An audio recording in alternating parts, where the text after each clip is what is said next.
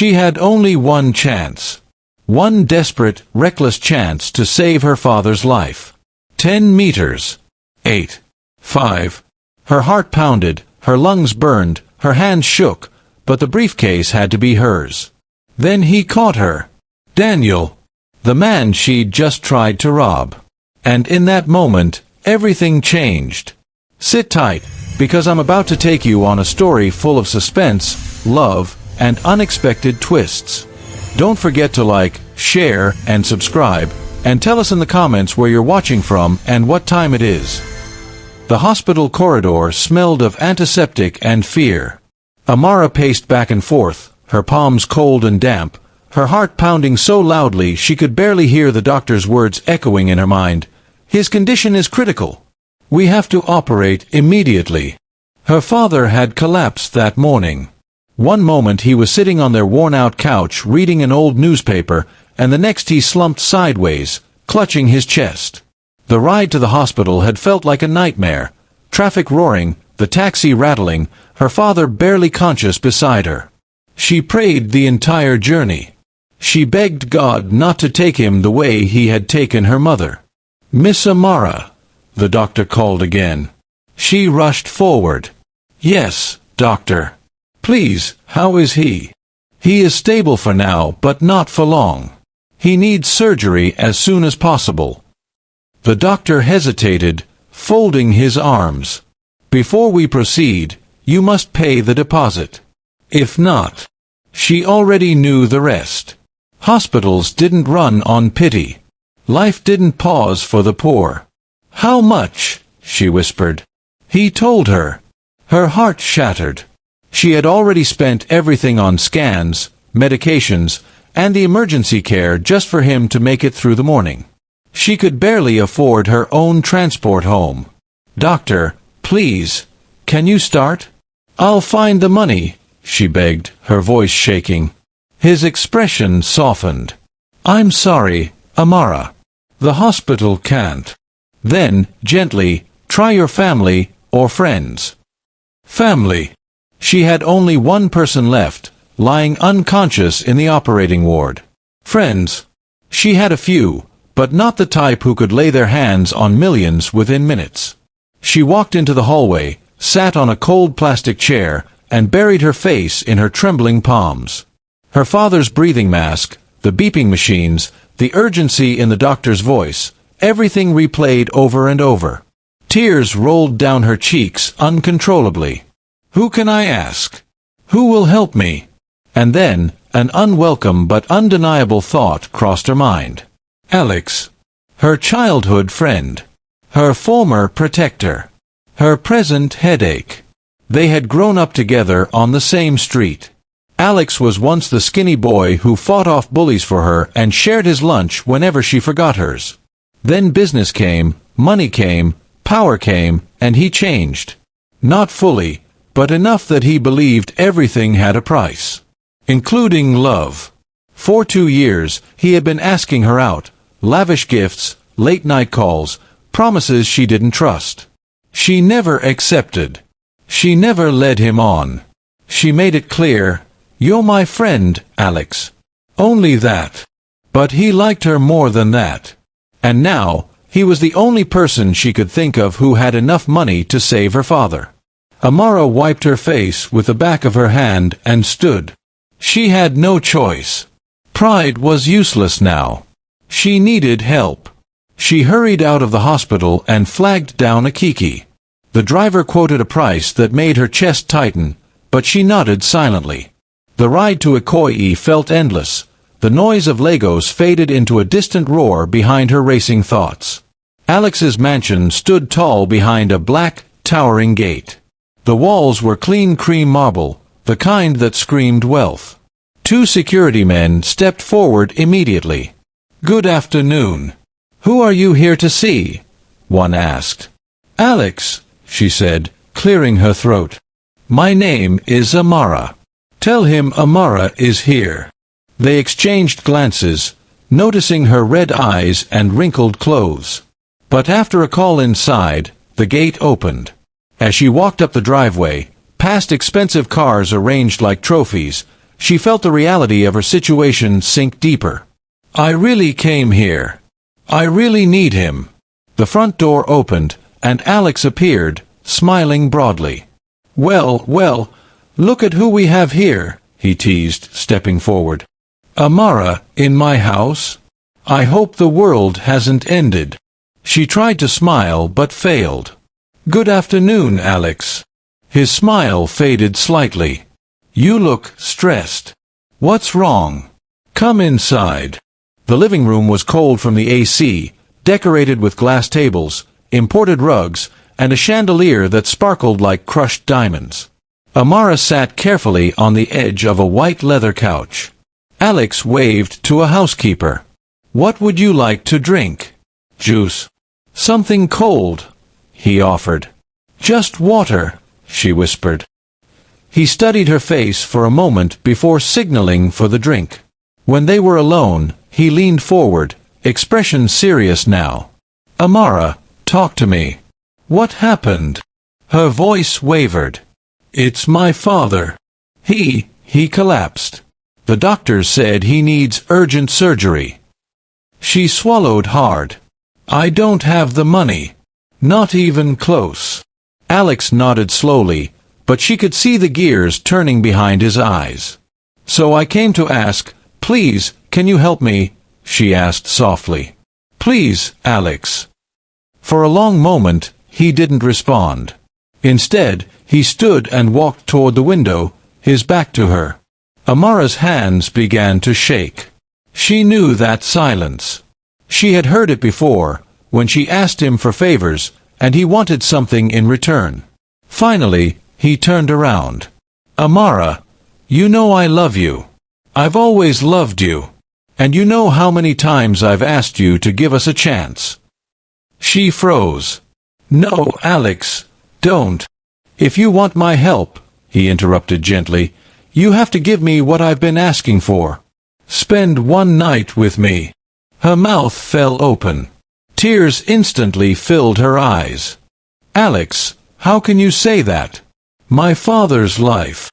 I'm not forcing you, he said quietly. You asked for help. That's one option. She covered her face with her hands, choking on a sob. Or, he added, you get me Daniel's briefcase. She dropped her hands and stared at him. Daniel? Who is Daniel? A businessman. Young, smart, and annoyingly perfect. Alex hissed softly. We're both competing for the same big contract, and I know he will win. Everything he needs is in that briefcase. And you want me to steal it? She whispered. He shrugged. I want you to bring it. That's all. That's stealing, Alex. You said your father is dying, right? He said quietly. I'm giving you options. Amara stood up, shaking. I can't do that. I won't. Then I can't help you, he replied calmly. She took a step toward the door, then stopped. Her breath trembled. Just the briefcase, she thought. Not wrong, not right, just desperate. She turned back. If I do it, you'll give me the money? Yes, he said. Immediately. She closed her eyes. Fine. I'll do it. When she left the mansion, the sun was setting, but her world felt darker than midnight. She had agreed to something horrible. Something illegal. Something that could ruin her life. But she would do it. For her father. Because she couldn't lose him too. Because she had no other choice. That night, sleep refused to come. Memories of her mother dying on a hospital bed replayed mercilessly in her mind. She whispered to herself, over and over, I won't let that happen again. I won't lose him. I won't. When the sun rose the next morning, she dressed silently, tied her hair back, and took a deep breath. Today, she would steal Daniel's briefcase. Even if she had no idea what awaited her. Morning light spread over Maryland Estate like a soft gold veil, but there was nothing soft about the fear twisting Amara's stomach. She had barely slept. Every time she closed her eyes, She pictured her father on the hospital bed, pale and breathless. It filled her with fresh determination and fresh dread. She stood outside the estate gate, her hair tied back tightly, palms sweaty. The security men eyed her suspiciously, but she pretended to be scrolling through her phone as cars drove in and out. The estate was filled with luxury. Polished roads, manicured lawns, tall houses that looked imported from abroad. It was the kind of place people like her only entered for work. She waited. Alex had given her Daniel's address and the time he usually left home. 8:30 a.m. exactly. Her heart hammered as another car passed. She whispered to herself, "You can do this. You can do this for Daddy. You don't have a choice." And then she saw it. A black Benz with tinted windows slowly approached the speed bump near the security gate. It stopped briefly while the guard waved it through. When the driver's door opened, a man stepped out, a tall, well-built, clean-shaven man dressed in a crisp blue shirt and black trousers. His steps were confident, calm, almost graceful. In one hand, he held a sleek black briefcase. Daniel. Even from afar, she could tell he wasn't the loud, flashy billionaire type. He was quiet in his confidence, sharp in his movements, and surprisingly young. She had expected someone older, someone intimidating. Instead, he looked like someone who solved problems instead of creating them. But none of that mattered right now. She scanned the street. No one was looking. No one was close by. She forced her shaking legs to move. Daniel walked down the private lane, heading toward a waiting Lexus that seemed to be his official car. He walked calmly, unaware that trouble was seconds away. Amara's breath tightened. She was 10 meters away. 8. 5. Then she ran. With every step, her mind screamed, "I'm sorry. I'm sorry. I'm sorry." She grabbed the briefcase in one swift motion. Daniel turned sharply, surprised. "Hey!" "What?" he shouted. But Amara was already sprinting down the road, the briefcase heavy and clumsy in her arms. She had never run so fast in her life. Her slippers slapped hard against the pavement. Her chest burned. Her vision blurred.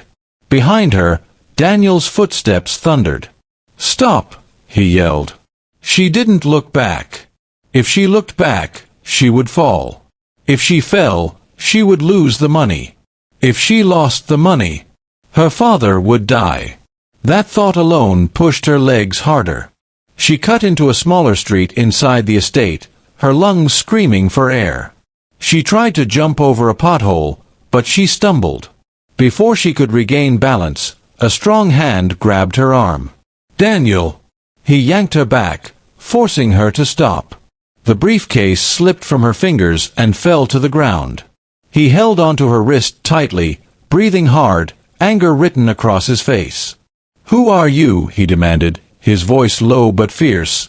"And why are you stealing from me?" Amara couldn't speak. She was shaking too violently. Tears ran uncontrollably down her face.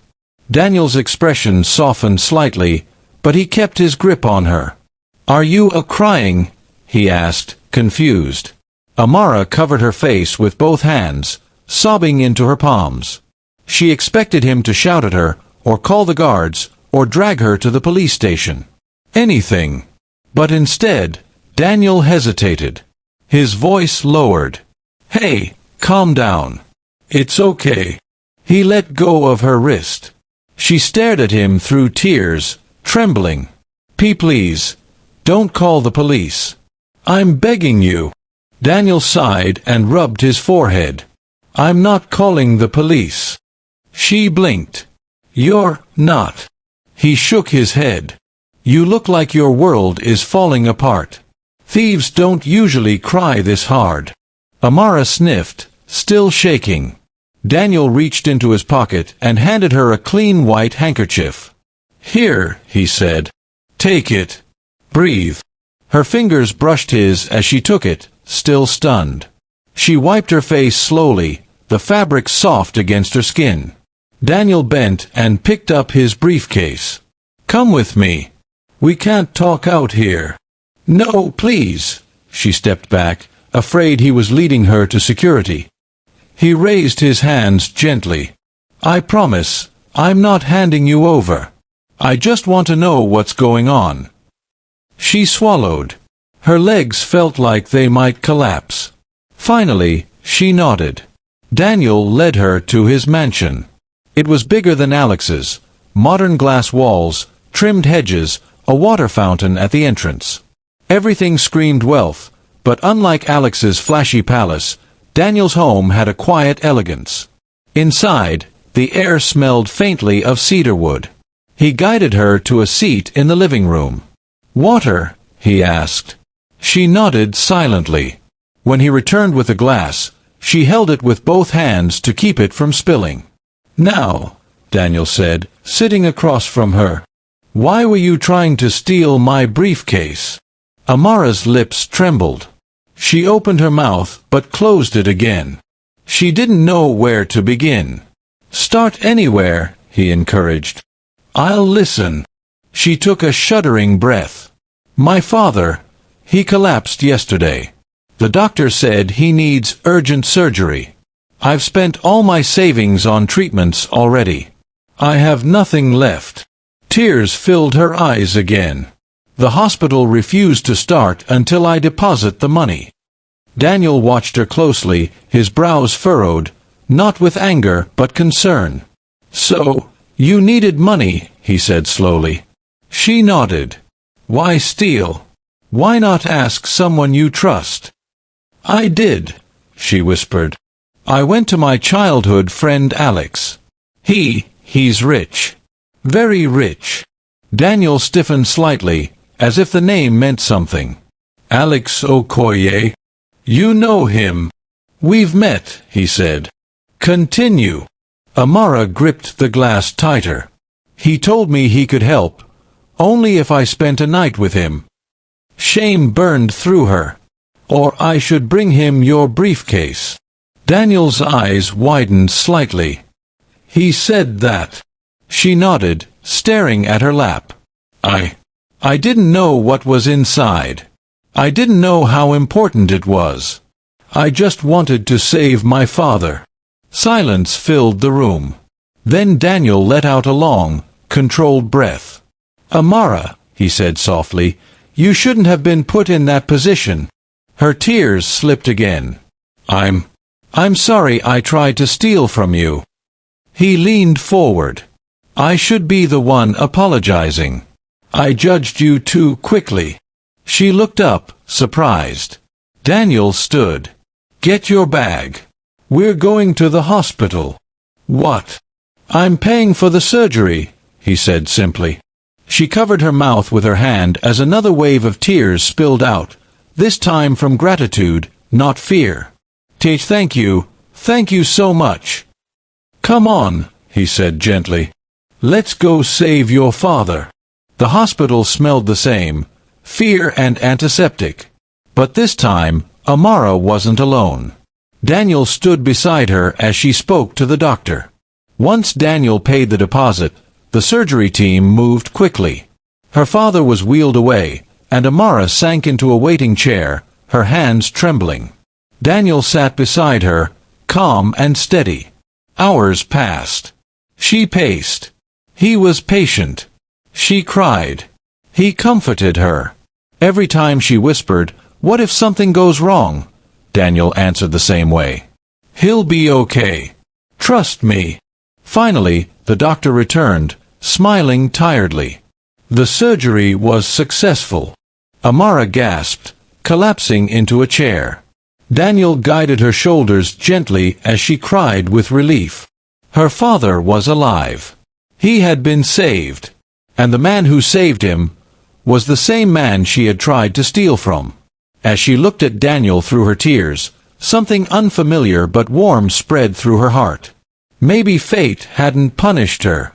Maybe it had brought her exactly where she needed to be. The days following her father's surgery felt like a miracle Amara wasn't sure she deserved. Each morning, sunlight streamed through the hospital window, warming the room and reminding her that her father was alive because of Daniel. Her father was still weak and slept often, but his breathing was steady, and his face no longer held the gray shadow of death. Amara visited him every day, adjusting his pillows, changing his water, whispering prayers over him. But no matter how much she fussed over her father, her thoughts kept drifting toward someone else. Daniel. He visited daily. Sometimes early in the morning before work. Sometimes late at night, long after Amara believed he would be too tired. And every time he walked in, clean, calm, and carrying that gentle confidence, her heart skipped a beat she tried very hard to ignore. "Good morning, Mr. Okafor," Daniel would say softly, even when her father was asleep. And every time, she watched him from the corner of her eye, still unable to understand why someone so powerful, someone so busy, someone so above her world, would care this much. One evening, 3 days after the surgery, Daniel arrived with fruit, a bouquet of flowers, and a plastic bag containing jollof rice from a restaurant Amara once mentioned liking. She blinked when he handed it to her. "I remembered you said you haven't eaten well in days," he said simply. Her lips parted. "You didn't have to." "If I didn't," he said, "you'd still be drinking only water and biscuits. Sit. Eat." She laughed for the first time in days, the sound surprising even her. She sat on one of the hospital chairs and began to eat. Daniel sat across from her, watching with a small smile tugging at the corner of his mouth. "Why are you looking at me like that?" she asked shyly. "You look relieved," he said quietly. "Happier." "I am," she admitted. "Because of you. I don't know how to thank you." "You've thanked me enough," he replied. "Just focus on your father." But Amara didn't feel she had thanked him enough, not even close. A week passed before her father was strong enough to be discharged. Daniel handled the paperwork, the bills, even arranged for a private car to take them home. Amara protested. "You've done too much already." He shrugged. "Let me do the rest." Her father, leaning lightly on a crutch, smiled gratefully at Daniel. "My daughter told me everything you did. You saved my life, son. God bless you." Daniel smiled gently. "I'm happy you're well, sir." When they returned home, the house felt different, lighter, safer, almost blessed. Amara helped her father into bed, adjusted the windows, fetched water, hovered around like a protective mother hen. Daniel stood quietly nearby, watching with soft eyes. Then her father cleared his throat. "Amara, you should see Daniel off." Amara's cheeks warmed. "Oh, okay." She followed Daniel outside. The sun was setting, painting the sky orange and purple. For a moment, neither of them spoke. The quiet was comfortable. "Thank you," she said again, her voice small. He looked at her. Really looked at her. "You don't have to keep thanking me." "I do," she insisted. "I really do." He smiled. "Then let me thank you too." She blinked. "Thank me? For what?" "For trusting me," he said simply. "You were scared and desperate, but you told me the truth. You didn't hide anything. That takes courage." Her heart fluttered. She looked down at her hands, unsure how to respond. Daniel stepped closer, not too close, but close enough that her breath caught. "Can I ask you something?" Amara swallowed. "What is it?" "Can we start again?" he asked softly. "Not as the man you tried to steal from, but as friends?" Her eyes widened. "Friends?" He nodded. "I'd like that." She hesitated, unsure if she deserved kindness after what she tried to do. But his expression held no judgment. Only sincerity. "Okay," she whispered. "Friends." His smile grew warm, genuine, almost boyish. "Good." He opened his car door, but before entering, he turned back. "I'll check on you both tomorrow." Her cheeks warmed. "Okay." He drove off, leaving Amara standing in the fading sunlight, her heart doing odd, fluttery things she tried to ignore. Over the next few weeks, a new routine blossomed in her life, one she never expected. Daniel visited often. Sometimes with groceries, sometimes with medicine for her father, sometimes with nothing but conversation. And gradually, Daniel and Amara's friendship grew roots. They talked about Lagos traffic, about childhood memories, about their dreams, about their fears. Daniel listened when she talked about her mother. She listened when he talked about the pressure of being a CEO. They laughed together more than she had laughed in months. One evening, they sat outside on her little veranda, sharing roasted corn. Daniel had insisted on buying from a roadside seller. He claimed it tasted better than any international corn in his expensive restaurants. "You're not like other billionaires," Amara teased.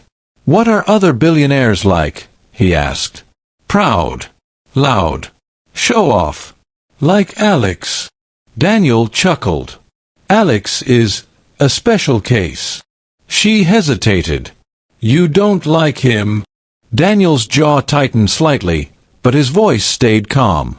"I don't like how he uses people, or how he treats women." "Me too," she whispered. He glanced at her. "Amara, that day you came to steal my briefcase," his voice softened. "I know you were desperate, and I'm sorry he pushed you to that point." Her throat tightened. "I just wanted to save my father." "And you did," he said. "You're stronger than you think." She looked at him then, and for the first time, she saw something in his eyes. Something warm. Something deep. Something that made her heart beat faster. She quickly looked away. But Daniel didn't. One afternoon, a few weeks later, Daniel knocked on the door with an unexpected brightness in his expression. "I have news," he said. "What news?" He lifted a document slightly. "I won the contract." Amara gasped. "You did?" "Yes," he said, smiling broadly. "My team just called."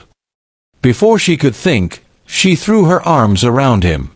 His arms wrapped around her waist almost instinctively, holding her gently.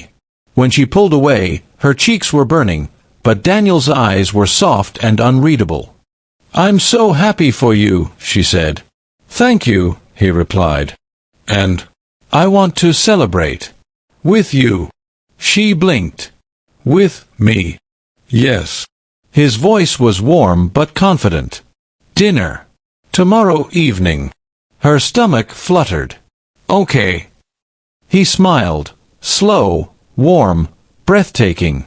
"It's a date then." A date.